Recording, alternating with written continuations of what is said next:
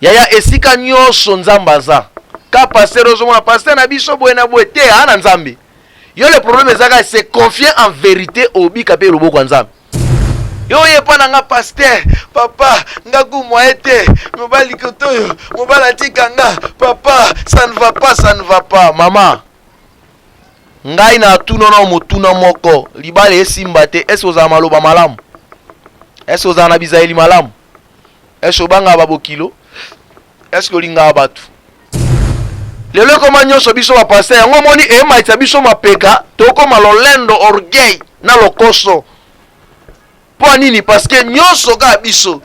Maman akuta likambo, papa pasteur, papa akuta neloko, papa pasteur. Oh, il y a des choses au poko kuta nango obondeli nzambe. Tout âme qui a le Saint-Esprit, tout corps qui a le Saint-Esprit a la capacité d'appeler Dieu et Dieu interviendra. Oui, tu peux partager ton problème avec les pasteurs. Mais il y a partager les camona pasteur, n'est comme charge à pasteur. Non. Pasteur Orlando là, mais toi aussi tu dois être très fort en prière. Vraiment, Nzambe a pambola biso partout na bisiko zwami, ozolanda biso. Partout bisiko zali Nzamba sali ngolo ya koka biso. Nalingi muketo lobela si la délivrance. Délivrance eza nini? Ebele lelo soki o remarqué mutu nyonso asambilaka lelo so remarqué majorité tozolukaka délivrance. Mais ebele bayebi te délivrance so eza nini.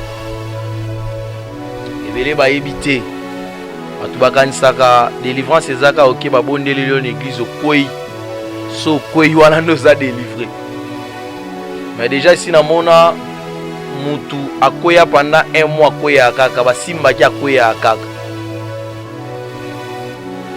Yaya, la délivrance existe.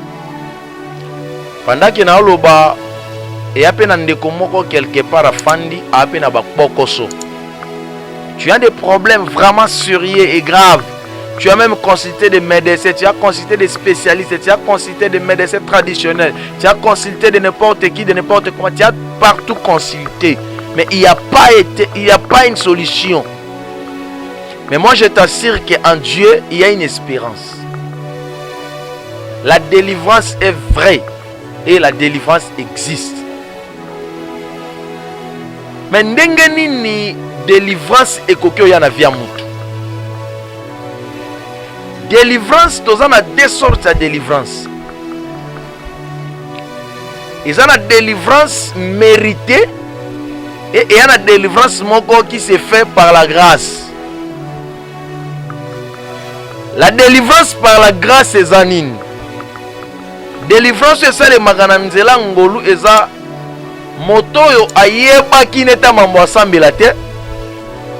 Mais il y a des problèmes sérieux tant musu na foyer na ye. Musuna vie na ye par coïncidence na nzela kuta ngana mosala nzambe nzamba sali grâce et puis aza délivré. Mais la délivrance méritée, ce sont les délivrances qui s'accordent au Bible lobby qu'il y a point de condamnation pour ceux qui sont à Jésus-Christ. Donc quand tu crois en Dieu, en Jésus-Christ, et tout ce que tu vivras sera mérité parce que tu es de Dieu. Un enfant de Dieu nyonso ya bika kezalaka biloko a mérité yango po akoma déjà mwana nzambe. Okoma déjà mwana nzambe ozo bika lelo mérité yango. Mais soki yo lelo mibengaka mwana nzambe mena ndaku no lela kaka. Soki yo lelo mibenga mwana nzambe na ke église mena ndaku na yo ba problème kaka. Il faut mitala bien. Est-ce que okoma mwana nzambe na motema to na maloba? Okoma mwana nzambe na motema to na maloba? Pour lelo atando kisoko bimeli yo ebise ke yo mwana satana aboya magaza ndo ki alobanga na mwana nzambe. Chiko yo zaka mwana nzambe wana na maloba, to zalaka mwana nzambe na motema. Na na yoka te mutu andimba benge mwana satana eza asambela kato ngana mwana nzambe. Ngana mwana nzambe. C'est ça ce qui se passe. Mais or que chrétien ongana ibaza mo Kristo. Soki andimeli kaka Seigneur Jésus-Christ, Bible lobi makambo nyonso ya kaleleki. Voilà maintenant toutes les choses sont devenues nouvelles. Makamba sikande zo banda. Chiko yo imagine toi, prends d'abord conscience misongi sakati na yo. Depuis yo ndimela Yesu, Est-ce que mambo siki banda? Yo mon comportement change à rater. Si vous s'attendez mambo siki banda ndeni. Oh mambo sika po banda fait banda d'abord na identité na yo na comportement na yo. Les lois serviteur to comment ko forcer délivrance parce que bana nzambe ba pesa biso ba faciliter biso makambute. Ya moni ba sala nzambe to souffrir trop. Bozano zolandanga. Okenda église. Oyebi misala yo sala, oyebi mambo yo sala. Mais ozana posa ba sala nzambe ba intervenir mais tant que conscience que il faut la changer. Il faut la changer. Et alors Moïbi alinga ba bondela yeke ki Moïbi esi la magie de sujet atika ki Moïbi te. Dis-moi un peu. Est-ce que délivrance en oya ndengeni? Les lois biso nyonso. Donc dans l'église, on a besoin de la délivrance. Même moi, le pasteur qui vous prêche là, j'ai besoin de la délivrance. Vous savez pourquoi? Parce que naza créé, naza na mai, naza na makila. J'ai une foyer, j'ai une famille. Donc on a posé la délivrance. Mais le problème est quoi? Délivrance c'est ça où mais la lelo est pas bisoba nanza parce que on n'est pas digne devant Dieu. To tambola malamu te liboso nzambe. Oluka délivrance, nzambe na bala. Mais yo muto oluka libala déjà ozana 5 mibali, 3 mibali, 4 mibali. Et puis ça nga délivrance ngo yo kozwa yo uta. Oluka libala, nzambe pesa nga libala, nzambe kangola nga na bala, oza impoli ya makasi.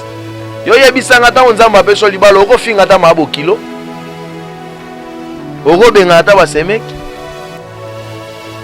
Tu as besoin de la délivrance. Maladie, on a ce que je là parce que yon dozo pesa ngotan.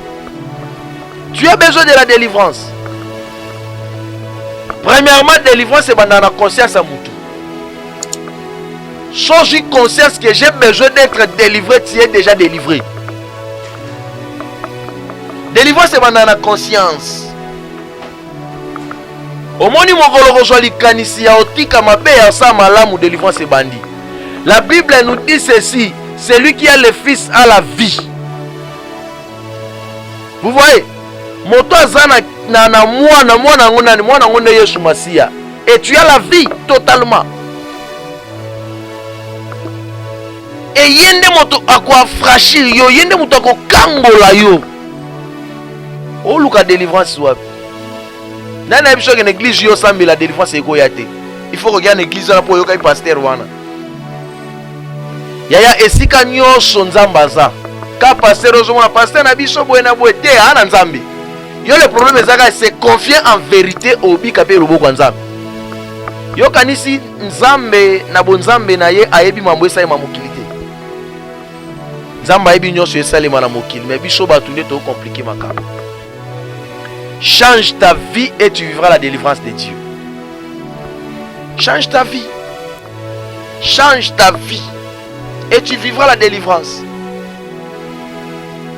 Yo yepa nanga pasteur, papa, nga kumwa ete, mobali kotoyo, mobala tikanga, papa, ça ne va pas, ça ne va pas. Maman, ngai na tuno na motuna moko, libale esimba te, est-ce oza maloba malamu? Est-ce oza na bizaeli malamu? Est-ce obanga babo kilo? Est-ce olinga batu? Tango yo luka nzambe nzamba sunga yo, eloni yo salaka. Bible zolo bala mokanda Matthieu chapitre 7 verset 12. Tout ce que vous voulez que les hommes fassent pour vous, faites-le pour eux. Tango yo linga nzamba sala batu basala yo salaka nini? O salaka nini? Tala le lone délivrance est comme makasi pa batu. Tala le délivrance est comme makasi. Na betelo li solo moko basunganga. Ndeko moko betelanga li solo lobi. Ba série moko mwana mwasi moko azaki na libala ne ba problème si problème. Kimia o bato babika na libala ya bika yango te. Mobali soki abimia meli masanga so zongi kuba. Abeta aga mwasi ne regretter. Mwasi elle s'est décidée d'aller chez un féticheur. Mwasi ake panganga. Tango koti ndako nganga yebisi alobi mama. Somba mungwa. Omoni mungo sombi ke na ndako. So mobali no auti kaka na milango ya koti na ndako. Tango kaka linya bano beta oso mungo wana tondisa na munoko. Tango otondisa mungu na munoko omona ndenge échanger via mobali na yo. Mwasi pe ake asali kaka ndenge nganga yebisi ye. Mobali na utika na bakwiti azokota. Mwasi azuma mungu atondisi na munoko. Mobala bano beta mwasi, bano beta mwasi, bano beta mwasi na suka nango.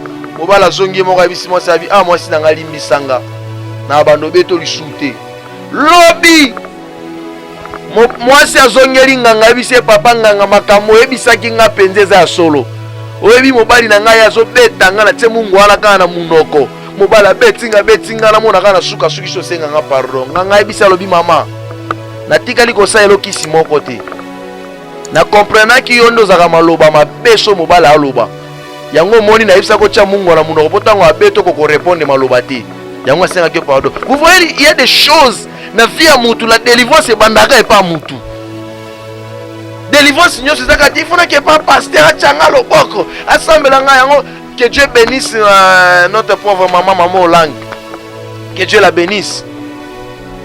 Vous savez, azalaki ayebaki pourquoi que moto bongi alukaka délivrance, on va bien auto-délivrance. Yaka bondela pour un problème na yo. Bozo charger ba pasteur, papa na ye, papa zo simbate. Donc yo moko mondimi vie de prière ezate, do prière ne comme pasteur. Basala nzambe to lakisa bana nzambe ndenge osambela po bakoma be ko défendre mamu na bango. Lelo koma nyonso biso ba pasteur yango moni maitsa biso mapeka to koma lolendo orgueil na lokoso.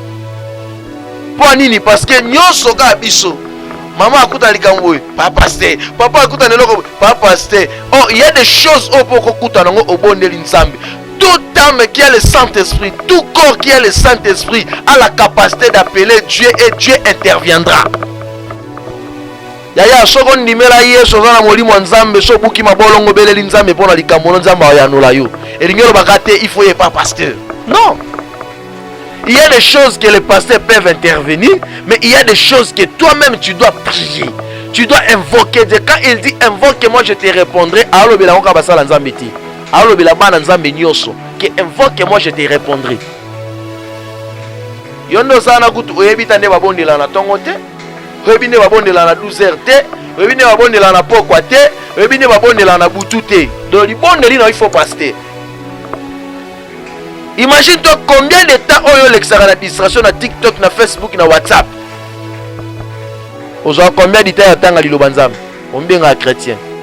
Ozo combien de temps ya osambela par jour ndeka to koti journal lelo. Yo ozo landanga, oboneli da combien de fois?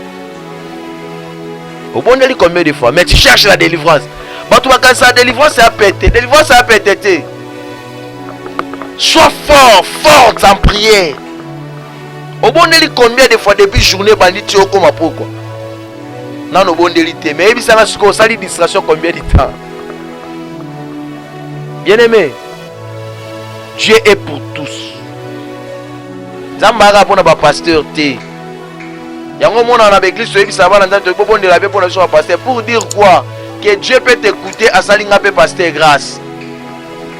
Tu vois? Zambara ko yo rappelle bondeli na yo maman papa ozolandanga. Zamba ko ka beli bonde lino sali ngai pasteur Patrick grâce. Naza mutu, ba pasteur baza batu. Ba pasteur toza batu.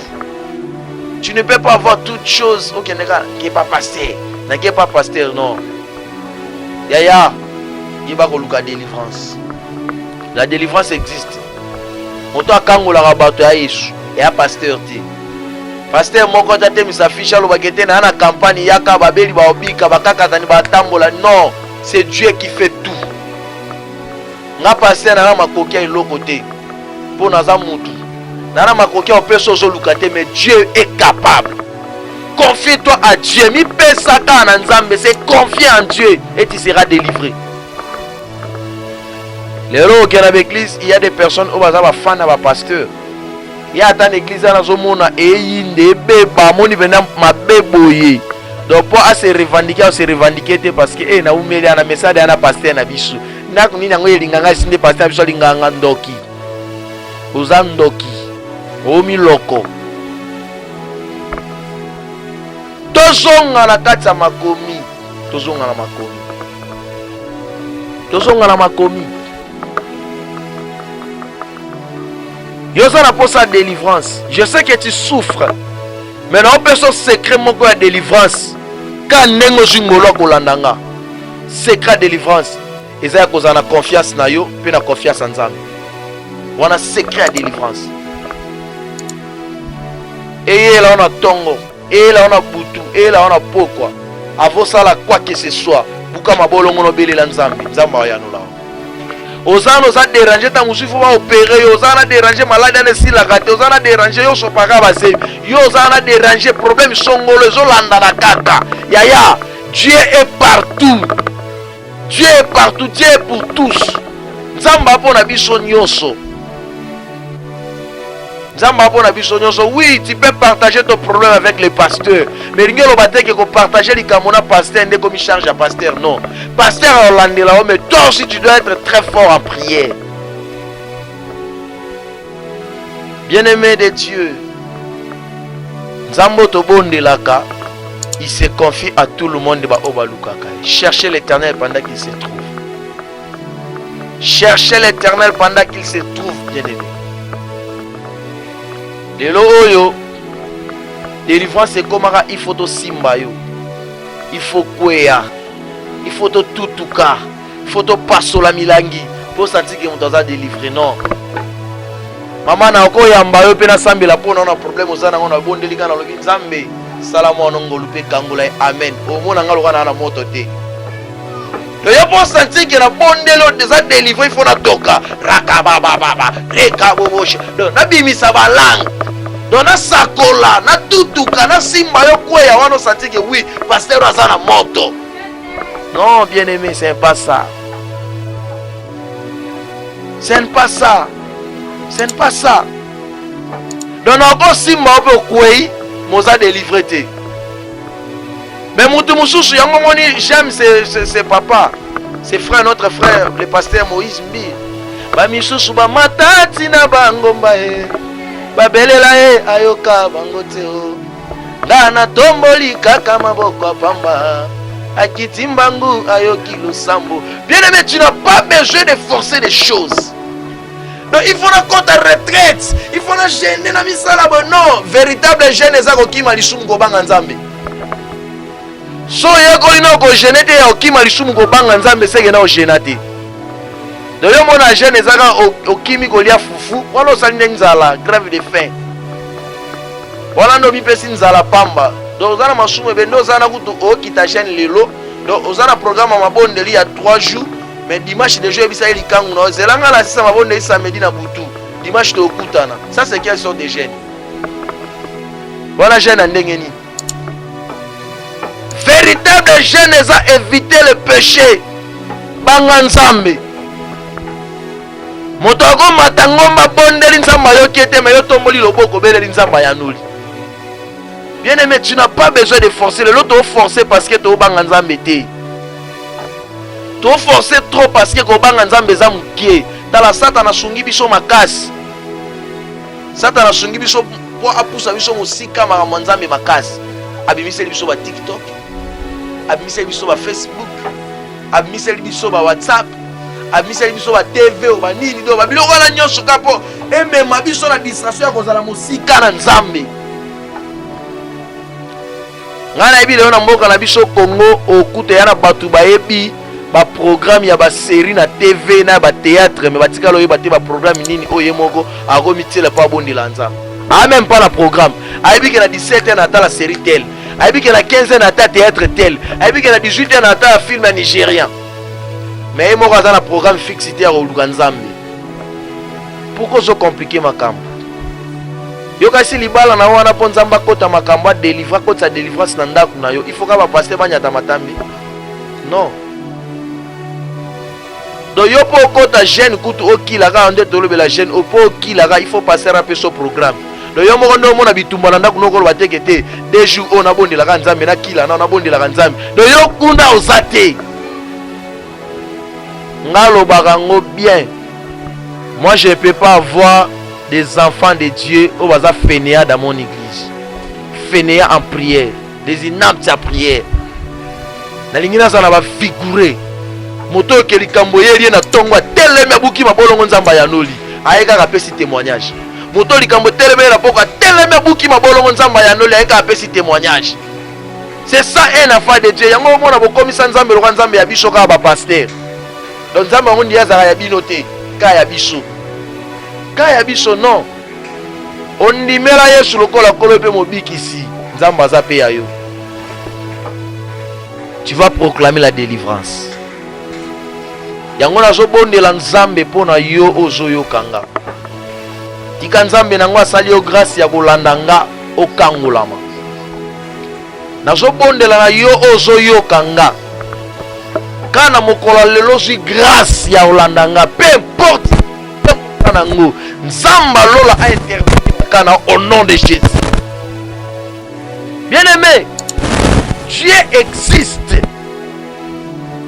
Mais le problème est que Nzamba loba bozo bondela bozo zote po boyebi ko bondela te boyebo senga te. O bondela ka ndenge nini? Oluka Nzambe ndenge nini? Oluka Nzambe ndenge nini? Oluka Nzambe ndenge nini? Bien-aimé. Yana mutu mususu pona ekoka epozo kama matembele alia melima ya lali amoni akolia. Mais autant que olia liboki ya matembela 1000 francs to ya 2000 francs lali nango yana mutu mususu kuna somi ba kilo ya ngombe. Donc yo pona matembele ça suffit te. Dieu on les cherche aussi longtemps on est simbité na otiko luka Nzambe ti. Yaya luka Nzambe. Tala bitumbo za nango. Mais opesa Nzambe mukongo. Tala famille na yo. Basi combien babala. Tala famille na yo. Mibali combien va ça sortir na vie. Mais oko luka Nzambe te. Ça m'étonne eka mwisanga. Revoir notre famille na bien. Tala lignée ya libota na yo. Combien va bimisa muto ke lelo sokweli likambo benga bango ba intervenir. Yaya mozana mutu moko oyo koki ko intervenir en tous les cas c'est Jésus. Mais pourquoi tu ne te confies pas à Dieu? Pourquoi? Oh que ça va vie difficile mais yo moko je suis kota na kati ya libulu. Vie ozo mener pasi. Mais on moko pour changer vie ozo conscience que te il faut na lukanzambe na sérieux pour situation na changer. Ceux qui na libota na nga babala katenga na bala, ceux qui babota katenga na bota, ceux qui simbela bango tenga esimba. Mais et pas na yo conscience wana ya kate. Le yo ka bien dans la famille bino mutabala te yo la ni molongo na esalo bien. Le yo ka bien sur la famille bino mutabimisa mutu azate yo bimisa mutu te yo zano kutu kuna te. Il suffit na journée simbi $10. $10 wana yo zo na journée. Ezata mususu mbongo mikate ya banda ku mususu. Yata mususu mbongo achaka crédit mega ya mutu mususu. Mais yo zo $10 no mona mbongo la journée. Yango Bible zoloba mon peuple périt par faute de connaissance. Kozanga koyeba yango nde sala biso. Yango na beta sete na basala Nzambe des serviteurs de Dieu, des pasteurs, chers pasteurs. To enseigner bana na Nzambe, to affermir bana na Nzambe, ba koma na capacité ya koluka Nzambe comme il faut. Na biso pe bana Nzambe. Lelo na koma omona na église. Iloba Nzambe ezo iso esikate ata na bana Nzambe so banika oteya ya banyo nimba. Le soba bando te surtout ba enseignement. De ya bando la oge zo aider vie na e.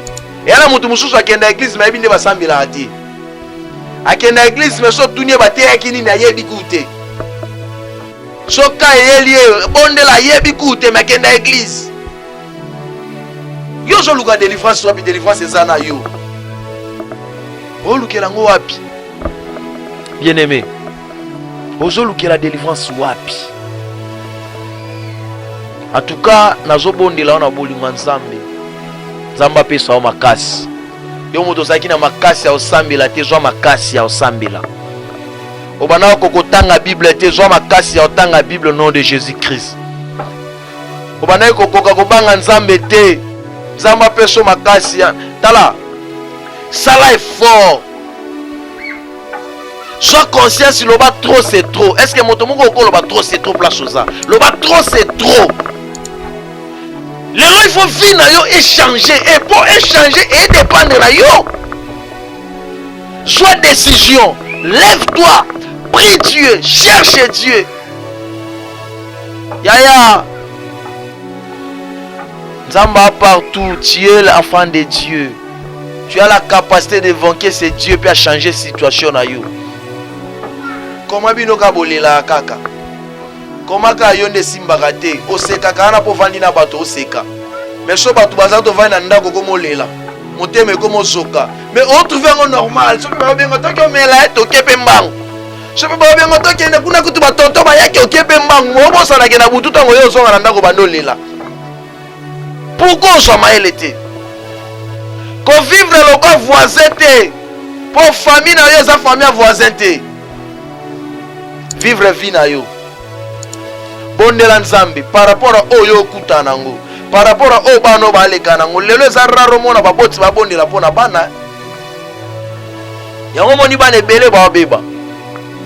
Bana ebele ba beba lelo na RDC na Kinshasa.